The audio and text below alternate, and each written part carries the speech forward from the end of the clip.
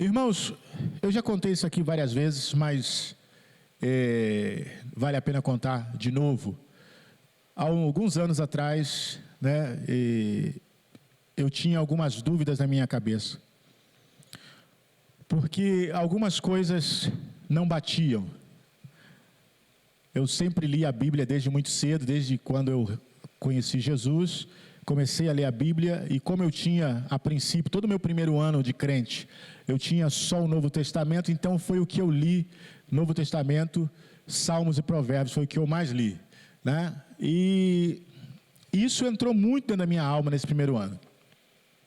No ano seguinte eu tive uma Bíblia completa, mas eu sempre estive muito próximo do Novo Testamento, sempre ensinei sobre as cartas de Paulo, porque mesmo sem ninguém me dizer isso, eu senti um mover do Espírito, um direcionamento do Espírito, de que as cartas de Paulo eram o ensinamento de Deus para a igreja. Logo depois eu fui para o seminário e comecei a estudar essas coisas, mas a princípio, né, eu não sabia essas coisas, e Deus foi me direcionando assim. Mas algumas coisas ainda para mim era como um quebra-cabeça com peça invertida. Algumas coisas não se encaixavam. E eu fiquei anos pensando nisso e com essa sensação de que alguma coisa ainda não estava no lugar. Até um dia que eu tive uma experiência com Deus, que eu também já falei aqui, há uns 16 anos atrás, ou mais. Quando nós começamos a orar, era por volta de mais 11 horas da noite, e quando nós percebemos, estava amanhecendo o dia. Eu nunca tinha tido uma experiência assim, porque parece que a gente ficou 15 minutos ali. E, no entanto, nós rompemos a madrugada. E Deus falou comigo. Deus falou comigo que me levantaria para falar a respeito daquele que é verdadeiro. Por isso que eu oro dessa forma. E eu fiquei naquela dúvida, falei assim, como assim? Aí Deus falou assim, porque o que está no Brasil hoje é o falso. Eu falei, mas falso como assim? Tudo é falso? O que é falso? Irmãos, eu levei pelo menos uns 12 anos para entender o que Deus falou comigo naquela noite. Mas um dia, mesmo já tendo lido várias vezes a primeira carta de João, eu cheguei no capítulo 5, versículo 20 e li, que nós falamos daquele que é verdadeiro, Jesus Cristo, o único e verdadeiro Deus. Irmãos, quando eu li aquele texto, eu tive a resposta do Espírito Santo dizendo, é isso aí que eu te falei, foi isso aí que eu te falei naquela noite. Eu falei, meu Deus, é claro que eu já tinha lido aquele texto várias vezes, mas naquele dia, naquela manhã, aquele texto foi como se tirasse um véu do meu rosto e eu enxergasse aquele texto ali, Deus falando comigo. E esse foi o início, quando Deus começou a trazer para mim a pregação do Evangelho da Graça. Muita coisa eu já falava, mesmo sem ter essa total noção, eu já pregava, porque eu já sentia pelo Espírito que era nessa direção. Sabe, às vezes, alguns comportamentos, irmãos, eu creio que o diabo pode entrar em pessoas, pode possuir pessoas, pode fazer coisas estranhas. Eu já repreendi, já orei, expulsei demônios de pessoas, eu creio nisso, ok? Não é, eu não creia não, eu creio nisso. Já vi diversas vezes, coisas que talvez as pessoas nem acreditem. Mas, muita gente que trabalha nessa área, às vezes acha que você tem que acreditar igualzinho ele acredita. Se você pensar uma coisinha um pouco diferente, não, isso aí não é muito disso aí não, né? E eu já fui acusado disso. Pastor Nilson não gosta desse negócio de libertação não. A minha vida toda é sobre libertação de pessoas. Só que eu creio que nem sempre é necessário alguém estribuchar no chão. Às vezes, e eu já vi várias vezes isso acontecer, as pessoas são libertas simplesmente ouvindo a palavra. Eu já vi isso muitas vezes acontecer. Não precisa ter manifestação sempre. Mas geralmente quem trabalha com libertação acha que sempre tem que ter manifestação. Se não tiver manifestação, não foi liberto. E não é assim que funciona, né? Então, pensando tudo isso, eu sempre tive um direcionamento um pouco diferente diante de alguns temas. E aí, quando Deus começou a abrir a porta da palavra para a questão do Evangelho da Graça, eu soube, é isso. Sabe qual é o nosso problema? Em geral, estou generalizando, obviamente que existem pessoas que não fazem isso, mas, em geral, os crentes misturam as alianças. Eles pegam o Antigo Testamento e misturam com o Novo, e falam assim, não, a graça não pode ser só graça, tem que ter um pouquinho de lei, porque senão não dá certo. Eles misturam, e acham que isso é certo, só que isso não é certo, irmãos.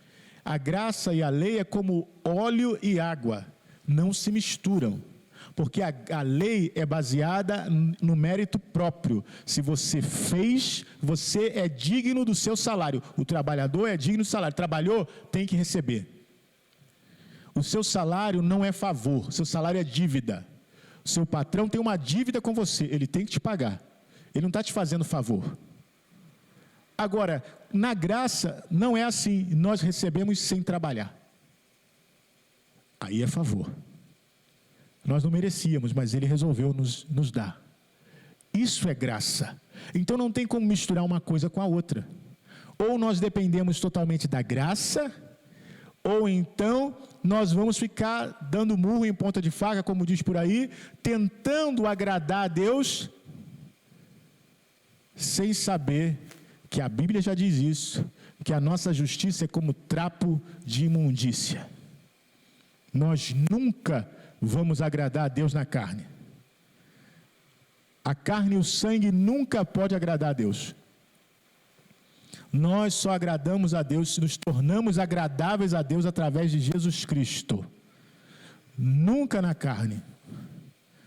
Então, se alguém tenta mostrar boa aparência, mas por que então o crente tem que fazer tudo certinho? Porque você nasceu de novo.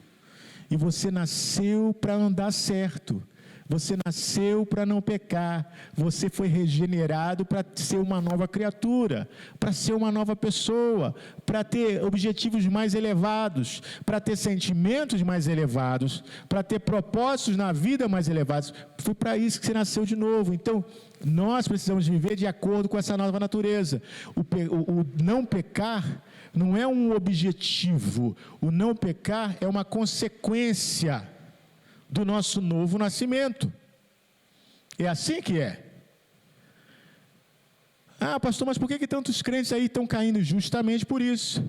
Por quê? Porque é ensinado que eles precisam lutar contra o pecado, eles precisam ter consciência de pecado e lutar, e lutar, e lutar, e eles estão lutando e estão perdendo.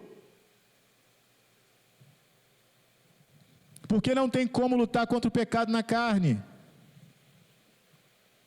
Só o Espírito Santo dentro de nós, com o fruto do Espírito, é capaz de barrar as obras da carne.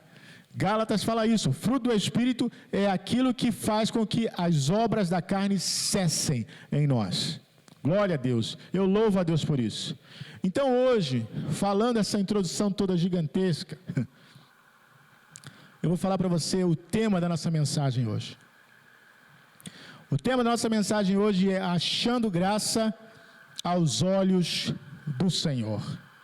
Você sabia que essa expressão, achar graça aos olhos do Senhor, eu até queria fazer, irmãos, um levantamento para trazer todas as vezes que isso aparece na Bíblia. Mas eu resolvi melhor não, trouxe um só. Mas não aparece muitas vezes na Bíblia isso? Essa é uma expressão que não aparece muitas vezes na Bíblia. Ou seja, não foram muitos homens que acharam graça diante dos olhos do Senhor. E foi registrado para nós. Eu vou fazer a leitura aqui de um texto que fala de um homem que achou graça diante dos olhos do Senhor. Que está em Gênesis capítulo 6, versículo 6 a versículo 8.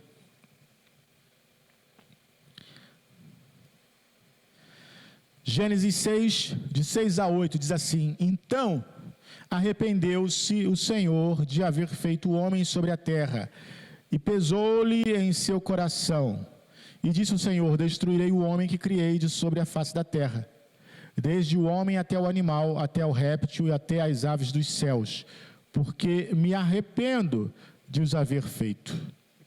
Noé, porém, achou graça aos olhos do Senhor. Aleluia. Coisa interessante, né? Veja bem, da geração de Noé, só Noé achou graça diante dos olhos do Senhor. Na Bíblia, Noé é um entre poucos, que talvez caibam numa mão, que acharam graça diante dos olhos do Senhor. O que isso faz a gente pensar? Bom, é uma matemática muito simples, né? Eu não sei quantas pessoas existiam no mundo na época de Noé. Mas se existissem 100 pessoas, porque eu creio que existiam mais, mas se existissem 100 pessoas, a chance de alguém achar graça diante dos olhos do Senhor é 1 em 100. Se existissem 1000 pessoas, a chance de alguém achar graça diante dos olhos do Senhor é 1 em 1000. Se tinha 1 milhão de pessoas ali, a chance de alguém achar graça diante dos olhos do Senhor é de 1 em 1 milhão. Ou seja, naquela época, achar graça diante dos olhos do Senhor era como ganhar na loteria. Muito difícil. Muito difícil. Muito difícil. E segue assim, irmãos, em todo o Antigo Testamento. Mas não segue só no Antigo Testamento, segue assim em toda a humanidade, em todos os tempos. Sabendo disso, Deus enviou seu Filho.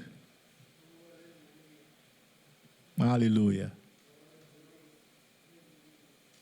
Sabendo que era difícil achar alguém que achasse graça diante dos seus olhos, a Bíblia fala em determinado lugar o seguinte, que o Senhor olhou e não viu um justo sequer, ninguém que praticasse a justiça.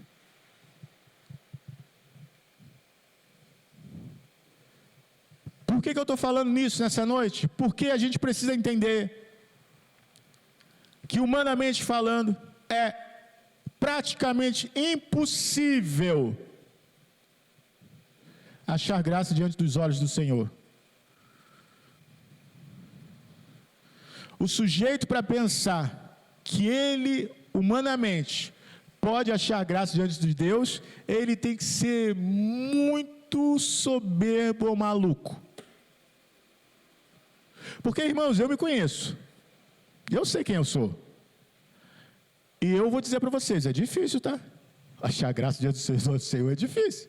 É muito difícil. A gente sabe quando a gente se irrita, a gente sabe quando a gente pensa mal dos outros, a gente sabe tudo isso.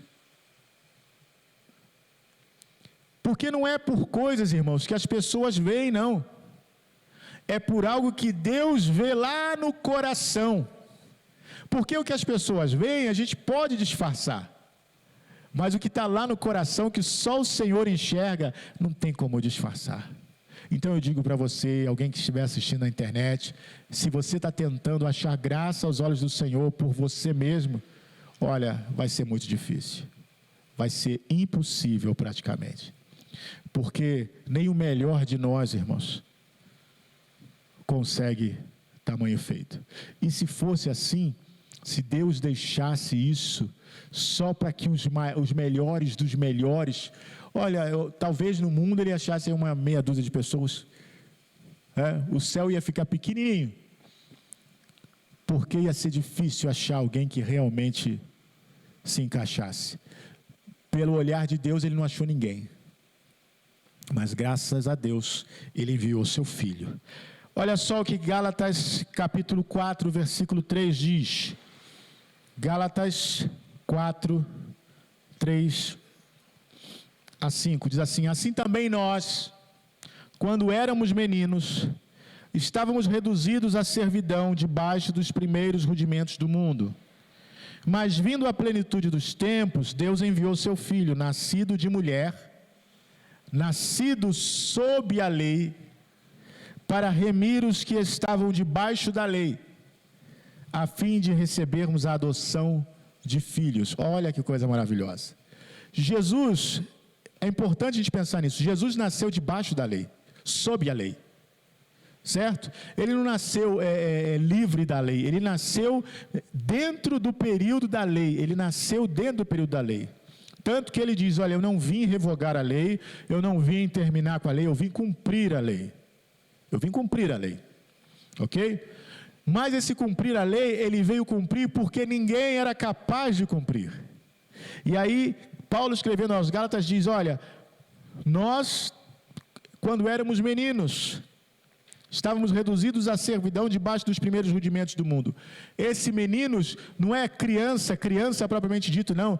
É menino na situação espiritual, porque aquele que está debaixo da lei, ele explica, a lei é como um tutor. Aquele que está debaixo da lei é porque é menor de idade, ele precisa de alguém que conduza ele. A lei é um tutor. E ele diz, nós éramos meninos, debaixo desse rudimento dos mundos, mas vindo à plenitude dos tempos. Qual era a plenitude dos tempos? A pessoa de nosso Senhor Jesus Cristo, aquilo que Ele trouxe na cruz do Calvário e na sua ressurreição. Vindo à plenitude dos tempos, Deus enviou seu Filho, nascido de mulher e debaixo da lei. Por que nascido de mulher? Porque Ele nasceu como um homem. Ele não tinha a semente do homem, ele não nasceu da semente do homem, mas Deus pelo Espírito Santo, e é tão interessante, irmãos, isso, porque hoje a ciência sabe, né, que o sangue da criança não se junta com o sangue da mãe. A criança recebe pela placenta alimento, mas o sangue da criança é totalmente independente do sangue da mãe. Tanto é que, né, casais que tem um tipo, o pai tem um tipo de sangue, a mãe tem outro tipo de sangue, a criança pode ter o sangue do pai, o tipo sanguíneo do pai, dentro da mãe, que tem outro tipo sanguíneo. Ou seja, fica claro que não é o mesmo sangue, né? Mas a criança é alimentada pela placenta, somente isso. E Jesus, ele não nasceu da semente do homem, ou seja, não foi um homem que fecundou Maria, mas o próprio Espírito colocou Jesus no ventre de Maria, e Jesus ali não teve nenhuma contaminação, porque o sangue de Maria, quando ela nasceu, ela era uma pessoa. Ela nasceu também debaixo da lei, ela nasceu também debaixo do pecado, mas o sangue de Cristo não misturou com o dela. O sangue de Cristo era puro. Aleluia. Maria também precisou ser redimida pelo Salvador. Aleluia. Isso não é blasfêmia não, irmãos. Blasfêmia contra Maria, não é não. É a Bíblia. Jesus veio salvar todos, inclusive os da família dele. Porque Ele é o Salvador. Isso é a Bíblia. Então, eu esclareço isso porque alguém pode falar assim, como é que pode? Maria nasceu no pecado. Mas ela nasceu nesse mundo. Maria nasceu de um pai e de uma mãe. Normal como qualquer pessoa nasceu. Certo? Jesus que não. Jesus nasceu por obra do Espírito Santo. Então ele fala, ele nasceu debaixo da lei. Para quê? Para redimir os que estão debaixo da lei. Quem está debaixo da lei? Todos nós. Todos nós estamos debaixo da lei. Ele veio nos redimir. Para quê? Para que nós recebêssemos a adoção de filhos. Se não fosse assim, não teria sido dessa maneira. Se não fosse assim, nunca seríamos filhos. É por isso que os judeus ficavam malucos quando Jesus falava, eu sou filho de Deus. Eles ficavam malucos. Como é que você vai dizer que é filho de Deus? Não, eu não somente sou filho de Deus, mas também todo aquele que crê em mim também vai se tornar filho de Deus. Aleluia, aleluia. Então veja bem, Jesus nasceu sobre a lei. Olha só que Mateus 6, 14 e 15 diz. Quando nós achamos graça diante dos olhos do Senhor, bom, eu, humanamente falando, não acho graça diante do Senhor, mas em Cristo, todos nós achamos graça diante do Senhor, amém? Em Cristo nós achamos, e debaixo dessa graça do Senhor, Mateus 6,14, Diz assim: porque se perdoardes aos homens as suas ofensas, também vosso Pai Celestial vos perdoará a vós. Se, porém, não perdoardes os homens as suas ofensas, também vosso Pai vos não perdoará as vossas ofensas. Vamos entender isso aqui. Todo mundo já conhece esse texto, né? Isso é clássico. Quando Jesus disse isso, ele disse para todos aqueles que estavam debaixo da lei. Essa era a lei. Você é perdoado quando você oferece perdão. Essa é a lei.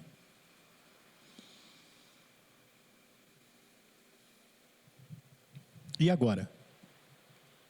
Muita gente pode ficar chocado com isso. Agora isso não serve mais. Mas são palavras de Jesus, como é que não serve mais? O pastor está falando heresia, como é que não serve mais? Eu vou lhe explicar. Qual é o requisito para sermos perdoados de todos os nossos pecados diante de Deus? Se nós olharmos a teologia bíblica, nós vamos saber que o requisito para ser perdoado de todos os nossos pecados é crer em Jesus Cristo, crer que o sangue de Jesus nos purifica de todo pecado. Esse é o requisito. Aquele que crê e for batizado será salvo. É claro isso, certo? Mas se eu coloco, olha, eu fiz ali, o Rangel fez alguma coisa comigo, eu não gostei, aí eu falo com o Rangel: Rangel, eu vou te perdoar, porque senão Deus não vai me perdoar. O que eu estou dizendo com isso? Não é mais o sangue de Jesus que me purifica. Agora é o meu perdão, que é o que eu faço que me gera perdão. Vocês estão entendendo, irmãos? Porque eu pedi perdão para o Rangel, agora eu estou apto a ser perdoado. Mas não é assim. Na nova aliança, quando eu creio em Jesus e sou batizado, eu sou perdoado de todos os pecados. Sabe o que acontece? Aí sim, eu criei em Jesus, fui batizado, tinha alguma coisa contra o Rangel, vou mudar, porque senão o Rangel vai pensar que eu tenho uma coisa contra ele. Tinha uma coisa contra o Valdir, aí de repente, quando eu recebi o perdão dos pecados, criei em Jesus, fui batizado, aí olha o que acontece comigo. Porque pode ser que eu creia em Jesus e seja batizado e não consiga, não vejo o Valdir, como é que eu fico? E se eu morrer? E eu não pedi perdão para o Valdir, e agora, como é que eu fico? Eu vou para o inferno porque não consegui pedir perdão para o Valdir. Aí o sangue de Jesus que me lavou, não significa nada? Ah, significa se você pedir perdão. Não, 10.000 vezes não. Porque senão eu estou atribuindo de novo a uma obra minha, e não ao sangue de Jesus. Olha o que Paulo diz aqui aos Efésios, capítulo 4, 32. Efésios 4, 32. Antes, sede uns para com os outros benignos, misericordiosos, perdoando-vos uns aos outros, como também Deus vos perdoou em Cristo. Olha só. Então agora, eu não perdoo para ser perdoado, porque eu fui perdoado, eu perdoo. Se Deus teve misericórdia de mim, que era um pecado muito maior, que ia me levar para o inferno e me perdoou, por que eu não posso perdoar os outros que fazem coisas bem menores? Vocês estão entendendo? Se eu coloco o fato de eu ir para o céu, perdoar ou não perdoar alguém, é obra. Não é graça. Não é graça, é obra. Agora, se eu coloco sim, eu fui perdoado, eu recebi o perdão dos meus pecados, Deus me perdoou, me lavou, agora já que Ele me perdoou, então eu vou perdoar o outro também, porque o que Ele me deve é muito menor do que eu devia a Deus. Então é o meu dever perdoar Ele. Irmãos, muda tudo. Muda tudo. Não é mais os crentes tentando agradar a Deus, é os crentes sabendo que agora eles têm uma vida que agrada a Deus. Eu não estou tentando impressionar. Quando você está no namoro, né? Você está namorando, principalmente namorado novo, namorada nova, tudo é tentar impressionar, né? Tudo é tentar impressionar. Aí, os irmãos em casa falam assim, ué, o que houve? Nunca passou esmalte, agora passa esmalte, é batom, é brinco, o que está vendo? É porque está tentando impressionar. Em casa também o garoto nunca fez nada, aí quando a namorada vai lá, ele varre, ele pega, a mãe fala assim, o que está acontecendo com esse menino? Ele está tentando impressionar, né? Mas depois que casa, aí não precisa mais impressionar, porque já está garantido, não é verdade? Aí a mulher fica brigando com o marido, você deixa essa toalha aqui, você deixa essa roupa jogada no chão, você vai lá, por quê? Porque agora não precisa mais impressionar, já está garantido, já está no papo. Irmãos, nós também não precisamos impressionar Deus. Primeiro porque Deus sabe quem nós somos. A Bíblia diz que Ele conhece a nossa estrutura e Ele sabe que nós somos pó. Então não se engane, não vou fazer isso aqui porque Deus, Ele está vendo, Ele sabe. É o que Ananias e Safira tentaram fazer. Eles tentaram impressionar, mas o Espírito Santo, por que vocês tentaram enganar o Espírito Santo? Não adianta, você não consegue fazer isso. Então, na verdade, porque Deus te abençoou, porque Deus colocou a graça dele sobre você, porque Deus te prosperou, Deus te limpou, agora você vive uma vida diferente. Aleluia, não é tentando impressionar ninguém não, nem pastor, nem bispo, nem a Deus, eu vivo diferente porque Deus me fez diferente. Aí as pessoas vão olhar e falar assim, poxa, mas fulano mudou tanto. Sabe o que assusta, irmãos? São aqueles que entram para determinada denominação e mudam logo a roupa, porque lá na tal denominação tem que mudar a roupa, aí tem que botar a saia lá no pé. Eu não estou falando nada contra não, irmãos. Tem pessoas que são muito sinceras nisso e Deus abençoe. Cada um usa a roupa que quiser. Mas só que aquele que chega e já imediatamente ele já se veste igual. Olha, eu vi gente assim aguentar 3 meses. 3 meses. A mesma pessoa que eu vi de saião na igreja, aleluia, aleluia, que eu tomei até um susto, porque a pessoa não era assim, de repente a pessoa, já vi a pessoa já mudado, eu falei, 3 meses depois, passo na várzea e vê a pessoa lá com um shortinho desse tamanho, com a blusa aqui em cima, eu falei assim, mas cadê o glória? Porque não adianta, irmãos, as pessoas tentam mudar o exterior, mas não é assim que funciona. O Espírito Santo tem que mudar o interior. Aquela mudança é só emocional, é por aquele momento ali, porque houve um envolvimento, a pessoa, não, olha, a vida com Deus é a vida com Deus, não é um mês com Deus, não é uma semana com Deus, não. Tem pessoas que vivem anos na igreja, usam lá seu saião, seu coque, mas são firmes ali.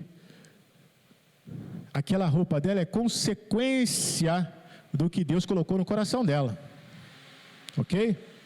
Mas a pessoa que vai e só quer se parecer com o grupo, mas não foi transformada ainda. Eu sei que às vezes há uma certa pressão da igreja, calça comprida não usa, mulher de calça comprida, Deus não ouve oração, aquelas coisas, aí a pessoa vai mudando, só que não funciona. Não funciona. Mas nós achamos graça diante dos olhos do Senhor. Olha só, Hebreus 12, 28. Hebreus 12, 28 e 29. Por isso, tendo recebido um reino que não pode ser abalado, retenhamos a graça pela qual sirvamos a Deus agradavelmente, com reverência e piedade, porque o nosso Deus é um fogo consumidor. Eu quis pegar esse texto porque Tem gente que fala assim, Deus é amor, mas é um fogo consumidor. Mas esse texto é sempre citado fora do contexto. Agora aqui a gente tem o contexto. O que o escritor vem falando? Olha só. Nós recebemos um reino que não pode ser abalado. Porque nós recebemos, irmãos, nós recebemos primeiro. Sempre a graça, ela sempre dá. A lei demanda, a lei exige. A graça dá. A graça nunca pede algo que não tenha te dado. É por isso que quando nós ofertamos aqui, colocamos o dízimo, é sempre resultado daquilo que Deus já nos deu. Nós nunca vamos pedir alguém aqui para se endividar, fazer empréstimo. Faz um empréstimo lá, pega. Não, nunca. Deus te abençoou, te deu trabalho e por causa disso, você dá o dízimo, você dá a oferta, porque Deus já te deu. Agora, se Deus também não te deu nada, você também não dá nada. Porque você só dá, Jacó fala isso, se o Senhor me fizer prosperar, certamente darei o dízimo. Isso não era lei não, não era no período da lei. Jacó viveu antes do período da lei, mas ele já tinha no coração, se o Senhor me abençoar, eu certamente darei o dízimo. Quem falou isso para ele? Quem estava obrigando a ele? Qual lei? Ele estava peregrino, andando para lá e para cá, não tinha nem templo, nem sacerdote, nem coisa nenhuma. Mas o Espírito de Deus colocou no coração dele dar o dízimo.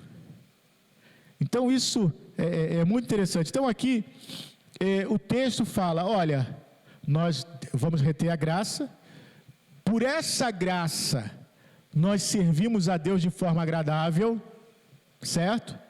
Com reverência e piedade, só pela graça é que a gente é agradável a Deus. Por quê? Porque o nosso Deus é um fogo consumidor. Fogo consumidor em que sentido? Irmãos, ele é um fogo que destrói mesmo. Mas nós estamos na graça. Se não fosse a graça, seríamos destruídos. Nós não somos destruídos porque a gente vigia, porque a gente não, é porque nós estamos debaixo da graça, por isso que nós somos. As misericórdias do Senhor, lá em Lamentações já se falava isso, são a causa de não sermos consumidos, porque a sua misericórdia não tem fim, novas são a cada manhã. Nem aqueles que estavam debaixo da lei não eram consumidos simplesmente porque observavam a lei. Eram as misericórdias do Senhor. As misericórdias do Senhor são a causa de nós não sermos consumidos. Sempre foi a misericórdia, sempre foi a graça. E por último, irmãos, é o último texto que nós vamos ler. Glória a Deus. Hebreus 4,16. Aleluia. Hebreus 4,16 diz assim: cheguemos, pois, com confiança ao trono da graça, para que possamos alcançar misericórdia e achar graça, a fim de sermos ajudados em tempo oportuno. Então nós achamos graça diante do Senhor quando nós vamos, aleluia, quando nós vamos até o seu trono. De que maneira? Através de Jesus Cristo. Então hoje, se alguém ainda pensava que era possível conseguir favor de Deus pela sua própria habilidade, desista. Aceite o sacrifício de Jesus Cristo e vá diante do trono por esse novo e vivo caminho que é o sangue de Jesus. Esse é o caminho. E aí você vai achar graça diante do Senhor.